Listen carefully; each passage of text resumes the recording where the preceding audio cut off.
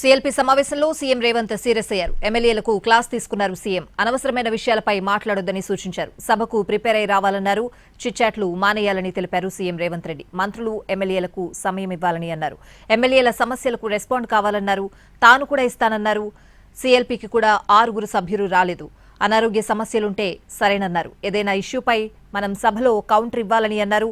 తప్పనిసరిగా సభకు హాజరు కావాలని అన్నారు. బడ్జెట్ ఇన్నోవేటివ్ గా ఉంటుందని స్పష్టం చేశారు సీఎం రేవంత్. ఇక ప్రజా ప్రభుత్వంలో 3వ బడ్జెట్ ప్రవేశపెట్టబోతున్నామన్నారు సీఎం రేవంత్ రెడ్డి. ప్రభుత్వ ప్రాధాన్యతలు, భవిష్యత్ ప్రణాళికలకు సంబంధించి గవర్నర్ ప్రసంగంలో వివరించాలని సీఎల్పీ సమావేశంలో తెలిపారు. గవర్నర్ ప్రసంగం ప్రభుత్వానికి రోడ్ మ్యాప్ లాంటిదని అన్నారు. గత ప్రభుత్వ వైఫల్యాలపై చర్చించాల్సిన సమయం అయిపోయిందని అన్నారు. భవిష్యత్ ప్రణాళికలు, ప్రజలకు ఏం చేయబోతున్నామనే దానిపై దృష్టి సారించాలని సూచించారు. సభలో మాట్లాడే అంశాలపై విప్ల మధ్య సమన్వయం ఉండాలని వివరించారు. సభలో చర్చ పక్కదారి పట్టకుండా, సభా సమయం వృధా కాకుండా సమర్థవంతంగా నడిపేలా చూడాలన్నారు సీఎం. ప్రతిపక్షంలో ఉన్నప్పుడు తమకు సబ్జెక్టు మాట్లాడడానికి కూడా సమయం ఇవ్వలేదని గుర్తు చేశారు.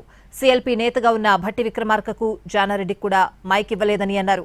సెషన్ మొత్తం సస్పెండ్ చేసి ఎమ్మెల్యేగా ఉన్నన్ని రోజులు తనను సభకు రాకుండా చేశారన్నారు.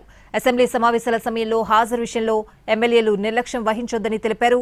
మహిళా శాసనసభ్యులు హాజరుతో పాటు చర్చల్లో పాల్గొనాలని సూచించారు సీఎం రేవంత్ రెడ్డి. సభా చర్చల్లో మహిళా సభ్యుల భాగస్వామ్యం అవసరమని వ్యాఖ్యానించారు. అసెంబ్లీ కమిటీలను పూర్తి స్థాయిలో ఏర్పాటు చేసుకోవాలన్నారు. ఎమ్మెల్యేలు, ఎమ్మెల్సీలు ఇతర రాష్ట్రాల్లో పర్యటించి సమస్యలు, ఆయా ప్రభుత్వ విధానాలను అధ్యయనం చేయాలని అన్నారు.